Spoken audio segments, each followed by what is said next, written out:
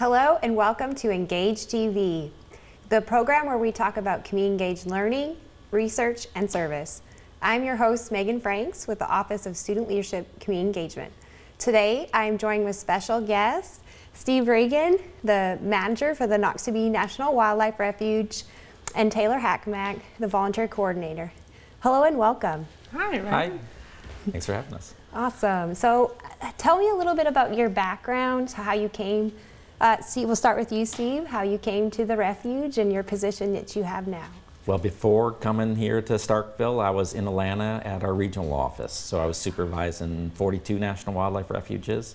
That got pretty old pretty quick. So after 3 years, started looking for a new slot and got lucky and was able to come here to Noxubee. So, you know, I got my doctoral degree down at Louisiana State University. I also have a degree out of University of Tennessee, University of Massachusetts, and this is my 13th state that I've worked in, so I've had a good adventure so far. And how long have you been here? Going on 7 years, amazingly. Okay. That's fantastic. Yeah, it's been a lot of fun. And Taylor, talk to us about you and how you've come to your position. Yeah, so I graduated 2016 with my bachelor's in wildlife science. Okay. How I got here, so right now I'm volunteer coordinator, so I used to volunteer a lot when I was a student, and I kind of just stayed at Noxubee putting in a lot of hours until I finally convinced them to bring me on and start doing it for them full time. So that's kind of just how I got to where I am right now. And so you just saw a volunteer position one day, or for the refuge, is that, and then you just signed up? Or? Yeah, so I'm from Houston, Texas originally, so when I got here in 2016, I didn't know anybody on campus, and I wanted to really connect to this community in Starkville. So, you know, looked online, how can I help? How can I get involved? Ran across that Maroon Volunteer Center. Okay. My very first volunteer opportunity was that sweet potato drop in 2013. Yeah. I have not had a sweet potato since, so it stayed with me. And then following that, my next one was that Service Dog Days project. They put me at Noxubee when Dave Young was the coordinator. I worked on a trail maintenance there, and I fell in love. Okay. Awesome. Yeah. And so your role now, so you coordinate volunteer efforts, right? Okay. Yep, so definitely we reach out to a lot of the different organizations and things like that on campus. Quite a few of our volunteers just show up and they're ready to work, especially our Friends members as well. We get them involved. And I try to pair them with their interests to help the refuge and also get them out and about and experiencing different things. Awesome. And so what are kind of some of the current partnerships that y'all have with Mississippi State University, programs or departments, classes that? Yeah, so we definitely do a lot with the MSU, the Wildlife Society. Okay. So we do a lot with their student subchapter. Okay. The subunit of the American Fisheries Societies help us out with our fishing derbies and things like that. We get them on. And a lot of it is just a lot of the other groups, so your sororities, fraternities, they'll reach out to us. We'll try to partner them with the project. But as far as on-campus ones, it's anyone that want to come out. Then we have our formal ones too, like day one. We have day one students coming out. 8 students are coming down to the campus and down to the refuge and from campus. Help us on different projects. They're helping us there around the picnic area, helping us put up new displays, things like that. So we're excited to have them with the new semester. And those are freshmen students, those are freshmen, right? And then, you know, we have, you know, all sorts. It's really endless. It's hard to even remember, you know, just trying to think about, you know, coming here and what you might ask is there's probably 30, 40 groups from campus that come down, and really anywhere from art students to biology students to wildlife students, forestry students. It's all types, all kinds of things going on. And so basically any department or class that could possibly think of something, you guys have a partnership, pretty much. Okay. Even our OTC. I mean, we have a partnership with our OTC. It's like you'd never dream it, but yeah, they were looking. What's nice about the refuge is we have, you know, over 48,000 acres of land, and you know, when you really talk to the students and see why do they want to come down to the refuge, it's about, you know, campus classes, they get stressed out and they're looking for a place to just kind of disconnect, and they come down, they realize how much we have to offer, and there's wildlife and bald eagles and deer and all the hunt seasons that we offer. It really is just endless, and it's 20 minutes away. Yeah, absolutely. What are some of the excitement when students come to the refuge for the first time? What are the things that they talk about, or that they're most like? They always want to see an alligator. Yeah. I feel like everyone is, where are the alligators? And sometimes it's they're hiding and we haven't seen them. Yeah. So we try our best to show them where we think they're going to be. And sometimes they get lucky and they come in with just the biggest grin on their face because they saw like an 8-footer or something in the lake. We get quite a few looking for specific birds that are coming through. We get quite a few migratory species that come down that are special, and people might not always see those where they're from. But the wildlife, they definitely kind of seek that out, at least in my experience. That's what I want to see. And what's kind of funny, you know, when they first get there, they think the whole refuge is that little bit of area you see at Bluff Lake. And it's like, yeah, that's about 900 acres. I mean, there's a lot more to see. And then when you start telling them about all the wildlife, because we have pretty much all the native wildlife that, you know, Mississippi has other than the black bear. But so you can see river otter one day, and, you know, just things that you'd never dream of seeing just right there. Yeah. And so students that come and visit the refuge or volunteer, so what are some of the benefits you see to getting students engaged at the Noxubee Refuge? I think it definitely makes them more aware. So it definitely, especially when you get them on a volunteer project where it's something like pouring a concrete trail or building a fence, they can come back to it in a month and they're like, oh, I did that, you know, and then they bring their friends, and then it's something that stays on the refuge that they contributed to, so they kind of have a little bit of ownership kind of with the refuge, something that they did, which kind of brings them back a little bit more. They want to add to it a little bit. And for you, having started with the refuge as a volunteer, talk about that experience of kind of getting out of the classroom, getting uncomfortable, and having that kind of handle-on learning. Yeah. What was it like for you? It was great. I can remember distinctly one of my first projects with Dave Young. We were putting in those gazebos right by the lake. And we thought we were doing great. We were putting the metal in. It was him and I. And then Bob, the contractor, I don't even know what he was, came and he's like, so those are backwards. And Dave and I were just like, okay, like we'll fix it, no big deal.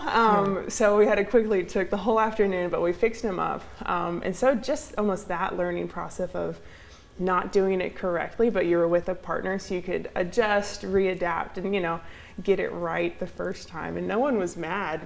Our pride was hurt, but you know, that was a huge experience to have. I was a sophomore at the time. I was still kind of figuring out just how to help and how to be helpful without stepping on toes. Sure.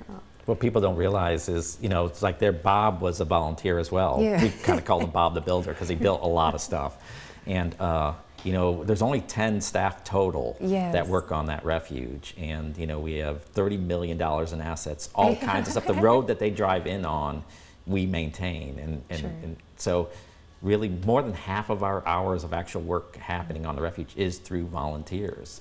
We would not survive without volunteers showing up. And then what a great thing to, you in your volunteer role, and then having this staff members that know how to work with volunteers, and then knowing that many of the students that are going to, or faculty or staff that are coming out and volunteering don't have skills, so they're unskilled. You know, having to be patient, and then being a successful, you know, volunteer coordinator, somebody teaching you how to be in that role. Now you're in that role, right? So, and so learning how to work with volunteers after becoming one. Oh yeah, it's a lot easier to be told what to do and to try your best and do it than it is to really figure out just how do I teach people something. But that's that give and take. So I'm learning from them just as much as they're learning from me. And then if they're a repeat volunteer, we get in that rhythm, and then we don't even have to, it's like, oh, we're doing this. And then before we know it, we're halfway through the project and it's going super successful, and, you know, we're not hitting those blunders and things like that anymore.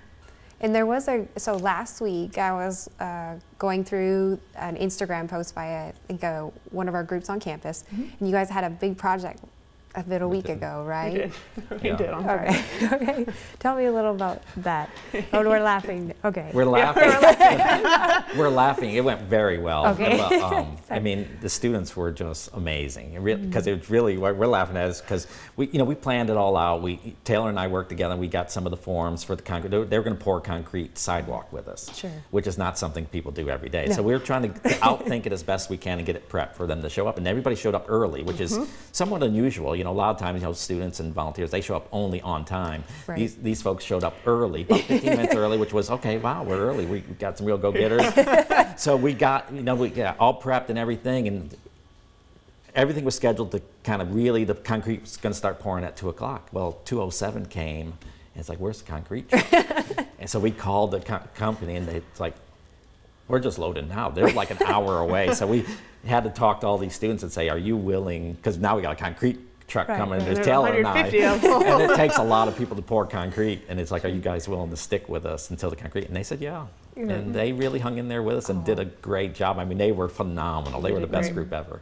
And that is a great, so one of the reasons that we love partnering with the refuge is because not all community partners can accommodate large groups. However, when you have lots of land and lots of opportunities, one of the very few partners I think that we work with through the Volunteer Center, they can accommodate large groups of students. And then also to do something like creating a paved walkway.